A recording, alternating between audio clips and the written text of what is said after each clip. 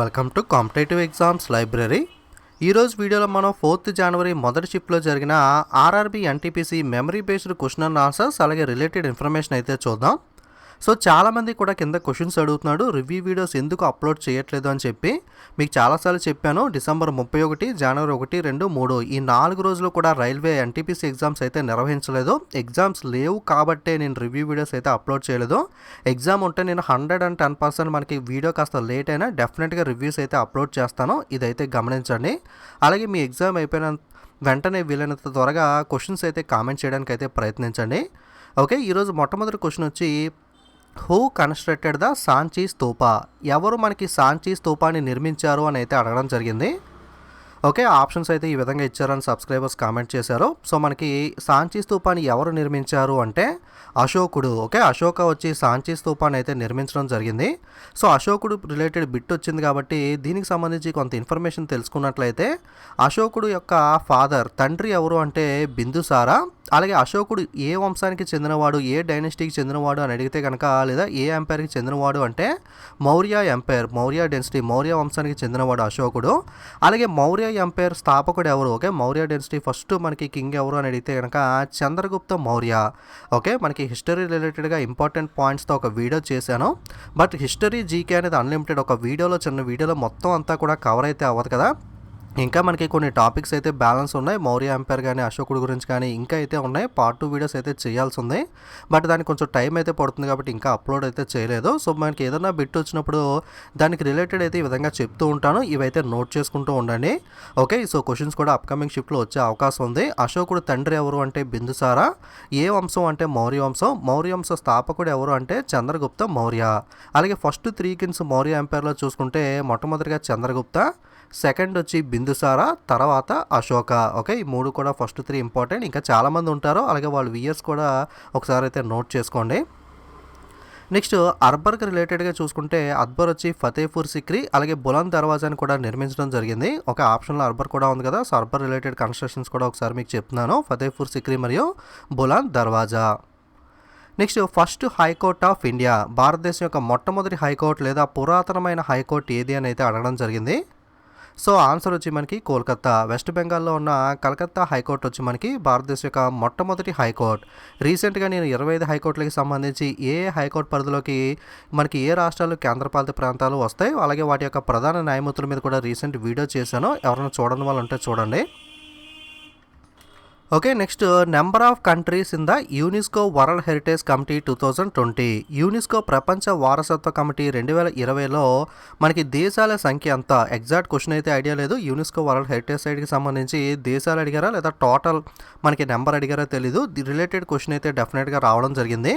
So మనకి UNESCO world heritage committee 2020 ప్రకారం టోటల్గా 167 దేశాలు, ఓకే, 167 కంట్రీస్లో మనకి యునెస్కో వరల్డ్ హెరిటేజ్ సైట్ని అయితే గుర్తించడం జరిగింది.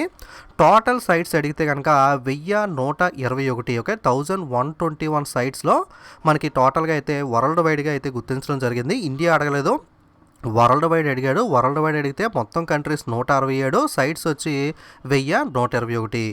ఓకే, ఇన్ కేస్ మనకి ఇండియాలో ఎన్ని హెరిటేజ్ సైట్స్ ఉన్నాయని అడిగితే కనుక ఆన్సర్ వచ్చి ప్రస్తుతం మనకి 38 హెరిటేజ్ సైట్స్ అయితే మనకి ఉండడం జరిగింది. ఓకే, ప్రపంచ వారసత్వ ప్రదేశాల్లో మనకి భారతదేశంలో ఉన్న సంఖ్య ఎంత అంటే 38. Next, in which area Raja Ravi Varma is famous for? Raja Ravi Varma ఏ రంగంలో ప్రసిద్ధులు, లేదా ఏ రంగానికి చెందినవారు అని అడగడం జరిగింది. సో చాలామందికి తెలిసిందే, రాజా రవివర్మ అనగానే మీకు గుర్తొచ్చేది పెయింటింగ్స్ గుర్తొస్తాయి కదా. సో ఆయన మనకి ఫేమస్ పెయింటర్. అలాగే RTA act was started in which year? RTA చట్టం ఏ సంవత్సరంలో ప్రారంభించబడింది అని అయితే అడగడం జరిగింది. సో ఆర్టీఏ అంటే ఫుల్ ఫామ్ వచ్చి right to information. Okay, right to information act మనకి 2005 సంవత్సరంలో అయితే తీసుకురావడం జరిగింది. ఓకే, యాక్చువల్గా మనకి ఎనాక్ట్ ఇయర్ అడిగితే కనుక 15th జూన్ 2005, అలాగే అసెంటెడ్ వచ్చి 22nd జూన్ 2005, అలాగే కమిషన్ వచ్చి 12th అక్టోబర్ 2005. అంటే మనకి ఈ ఆర్టీఏ చట్టాన్ని మొట్టమొదటిసారిగా మనకి శాసనం చేసింది 15th జూన్ 2005 అయితే, ఓకే, దీన్ని అమలు చేద్దామని చెప్పి నిర్ణయించుకుంది 22nd జూన్ 2005. అమల్లోకి తీసుకొచ్చింది ప్రారంభ తేదీ వచ్చి 12 October 2005. Who founded the Java programming language? ఎవరు మనకి జావా ప్రోగ్రామింగ్ భాషను కనుగొన్నారో అని అయితే అడగడం జరిగింది. సో జావా ప్రోగ్రామింగ్ లాంగ్వేజ్ వచ్చి James Gosling. Okay, James Gosling వచ్చి జావా లాంగ్వేజ్ని అయితే కనిపెట్టడం జరిగింది. Next URL full form. So URL పూర్తి రూపం వచ్చి మనకి చాలా రిపీటెడ్గా అడుగుతున్నాడు. మీకు కంప్యూటర్ వీడియో చేసినప్పుడు హోంవర్క్ క్వశ్చన్ కింద అయితే దీని ఆన్సర్ అడిగాను కదా, అప్పటి నుండి చూసుకుంటే చాలా షిఫ్ట్లో మనకి 2-3 సార్లు దాకా మనకి బిట్ అయితే అడగడం జరిగింది. యూఆర్ఎల్ ఫుల్ ఫామ్ వచ్చి యూనిఫామ్ రిసోర్స్ లొకేటర్. ఓకే, అందుకే మీకు రివ్యూ వీడియోస్ అనేవి మిస్ అవ్వకుండా ఫాలో అవ్వండి. నెక్స్ట్ ఎన్టీపీసీ ఎగ్జామ్ ఉన్న వాళ్ళు, గ్రూప్ డీకి ప్రిపేర్ అయ్యే వాళ్ళు కూడా రివ్యూ వీడియోస్ మిస్ అవ్వకుండా చూస్తే డెఫినెట్గా మనకు కొన్ని బిట్స్ రిపీట్ అవుతున్నాయి కాబట్టి ఆ రిపీటెడ్ బిట్స్ అనేవి మీకు యూజ్ అవుతాయి. అలాగే ఆ రిలేటెడ్గా కూడా మీరు ప్రిపేర్ అవ్వడం వల్ల అయితే మీకు యూజ్ ఉంటుంది. డెఫినెట్గా రివ్యూ వీడియోస్ అయితే ఫాలో అవ్వండి. Next Pradhan Mantri Swasthya Suraksha Yojana was announced in which year. Pradhan Mantri Swasthya Suraksha Yojana ఏ సంవత్సరంలో ప్రకటించబడింది అని అయితే అడిగారు.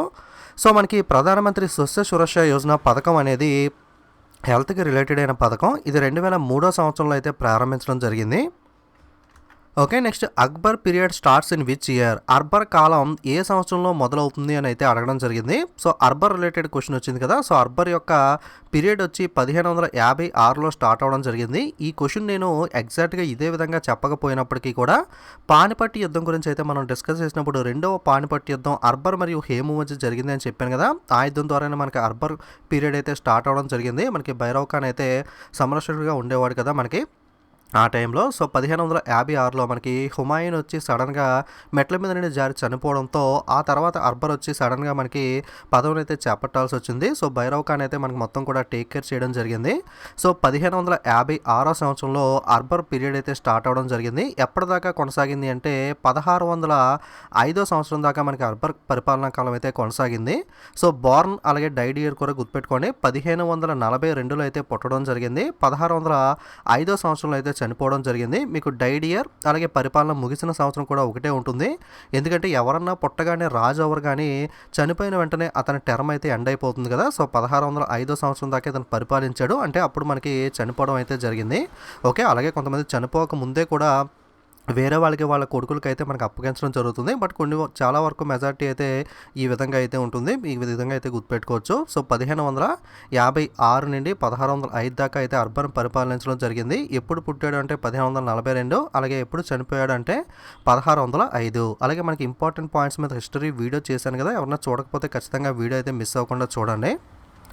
Next first amendment of the constitution in held in which year. రాజ్యాంగం యొక్క మొట్టమొదటి సవరణ ఎప్పుడు జరిగింది అని అయితే అడగడం జరిగింది. సో ఆన్సర్ వచ్చి 1951 సంవత్సరంలో మొట్టమొదటి రాజ్యాంగ సవరణ ఫస్ట్ అమెండ్మెంట్ ఆఫ్ కాన్స్టిట్యూషన్ అయితే జరిగింది. Next bauxite is found in which state of India. Bauxite భారతదేశంలో ఏ రాష్ట్రంలో కనుగొనబడింది అని అయితే అడిగారు. సో ఆన్సర్ వచ్చి మనకి Odisha.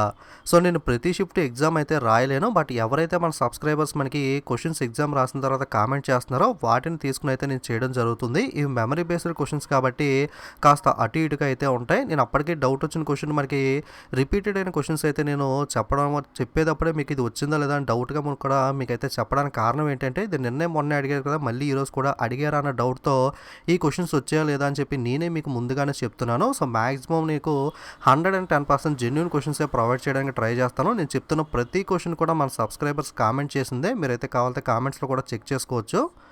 Okay, next Simon commission started year. So okay, Simon commission గురించి అయితే అడిగారు.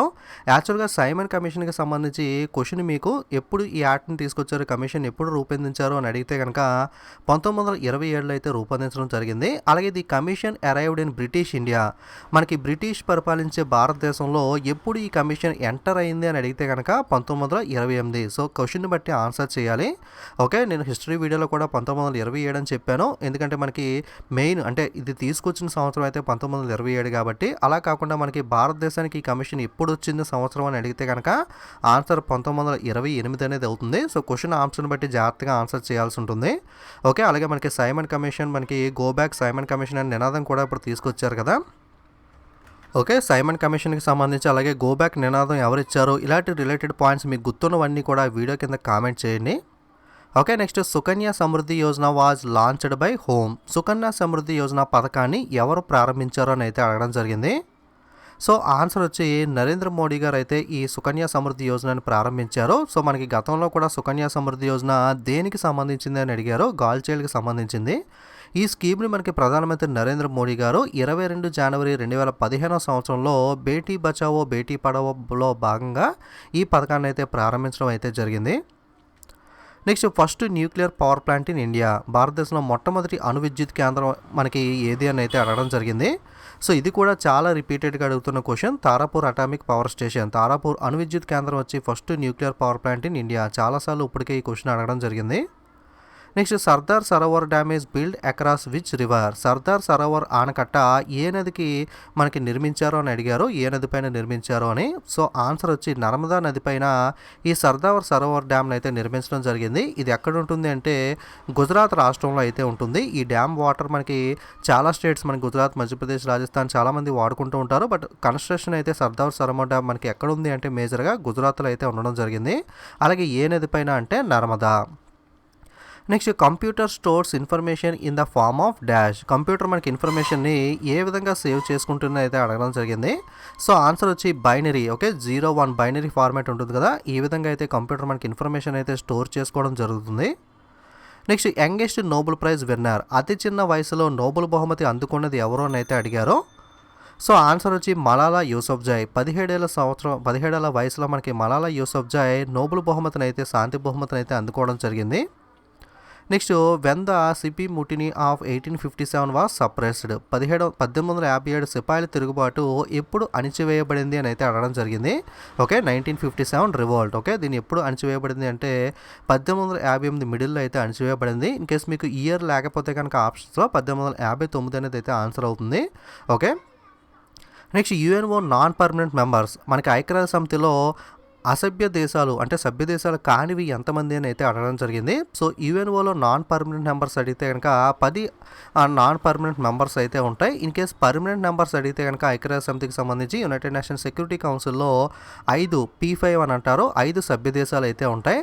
5 ఏంటి అంటే China, France, Russia, United Kingdom and United States. Okay China, France, Russia, United Kingdom and United States వచ్చి మనకి 5 సభ్య దేశాలు. In case non permanent members అడిగితే కనుక 10 పర్మనెంట్ నెంబర్స్ అడిగితే కనుక. నెక్స్ట్ క్వశ్చన్ వచ్చి what is the code word for the first nuclear test at Pokhran, మొట్టమొదటి అణు పరీక్ష పోఖ్రాన్ యొక్క కోడ్ పదం ఏమిటి అని అయితే అడిగారు.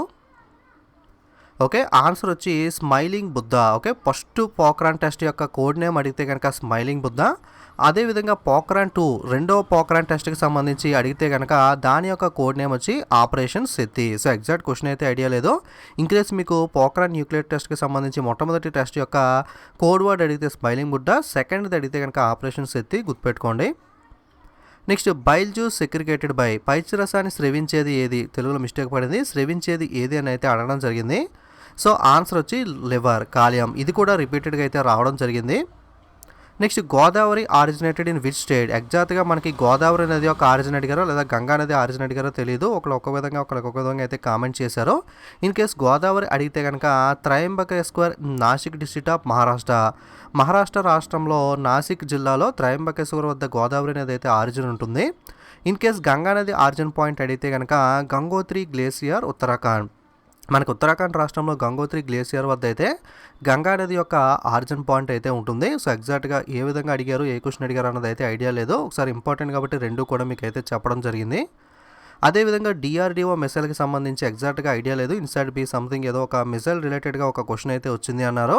అలాగే హెపటైటిస్ ఏకి సంబంధించి ఆప్షన్ లేదా క్వశ్చన్ ఐడియా లేదు, కానీ ఇటువంటి హెపటైటిస్ ఏ అలాగే హెపటైటిస్ ఏ వైరస్ లేదా ఇటువంటి రిలేటెడ్ క్వశ్చన్ కూడా ఒకటైతే వచ్చింది. ఓకే సో హెపటైటిస్ అనేది మనకి కాలేయానికి సంబంధించింది, హెపటైటిస్ ఏ అనేది హెపటైటిస్ ఏ వైరస్ వల్ల అయితే రావడం జరుగుతుంది. అలాగే నేషనల్ ఫ్లాగ్ రిలేటెడ్గా కూడా ఒక క్వశ్చన్ అయితే అడిగారు. నేషనల్ ఫ్లాగ్కి సంబంధించి డిస్కషన్ అనేది ఏ ఇండియన్ నేషనల్ కాంగ్రెస్ మీటింగ్లో జరిగింది అని చెప్పి, ఇదైతే ఎగ్జాక్ట్గా క్వశ్చన్ ఆన్సర్ ఐడియా లేదు. ఇటువంటి రిలేటెడ్ కూడా వచ్చాయని చెప్పి మన సబ్స్క్రైబర్స్ అయితే కామెంట్ చేయడం జరిగింది. అలాగే సర్దార్ సరోవర్ డ్యామ్తో పాటుగా మనకి గాంధీ సాగర్ డ్యామ్ కూడా వచ్చింది అని అన్నారు, అది కన్ఫామ్గా అయితే ఐడియా లేదు, అందుకే చెప్పలేదు. సో ఇంపార్టెంట్ డ్యామ్స్ అన్నీ కూడా చూసుకోండి. ఓకే అలాగే ఇంపార్టెంట్ డిసీజ్ రిలేటెడ్ కానీ అలాగే missiles science and technology related కానీ ఎక్కువగా అడుగుతున్నాడు. అలాగే ఇంపార్టెంట్ యాడ్స్ మీద కూడా అడుగుతున్నాడు, ఆర్టీఏ యాక్ట్ కానీ ఇటువంటివన్నీ కూడా మీరు నెక్స్ట్ ఎగ్జామ్ ఉన్న వాళ్ళైతే ఒకసారి అయితే వెరిఫై చేసుకోండి. ఓకే. సో ఇది మనకి ఈరోజు షిఫ్ట్‌లో అడిగిన క్వెషన్ అండ్ ఆన్సర్స్ అనేవి. మీ ఎగ్జామ్ అయిపోయిన తర్వాత నెక్స్ట్ షిఫ్ట్ ఎగ్జామ్ వాళ్ళు కూడా ఖచ్చితంగా ఏదో ఒక వీడియో కింద క్వెషన్స్ కామెంట్ చేయండి. లేదా నాకు డైరెక్ట్‌గా ఇన్‌స్టాగ్రామ్‌లో కూడా క్వెషన్స్ అనేవి అయితే మెసేజ్ చేయొచ్చు. ఓకే. వీడియోకి తప్పకుండా లైక్, కామెంట్, షేర్ చేయడం మర్చిపోకండి. ఇలాంటి మరిన్ని వీడియోస్ మిస్ అవ్వకూడదు అనుకుంటే తప్పకుండా ఛానల్‌ని సబ్స్క్రైబ్ చేసుకొని పక్కనున్న బెల్ ఐకాన్ మీద క్లిక్ చేయండి. అలాగే సోషల్ మీడియా లింక్స్ కూడా మనకి Telegram, Instagram, Facebook, Twitter links కూడా డిస్క్రిప్షన్‌లో ఉన్నాయి. అందరూ కూడా ఫాలో అవుతూ ఉంటే మీరు ఏ చిన్న అప్డేట్ కూడా మిస్ అవ్వకుండా ఉంటారు. ఓకే. Thanks for watching.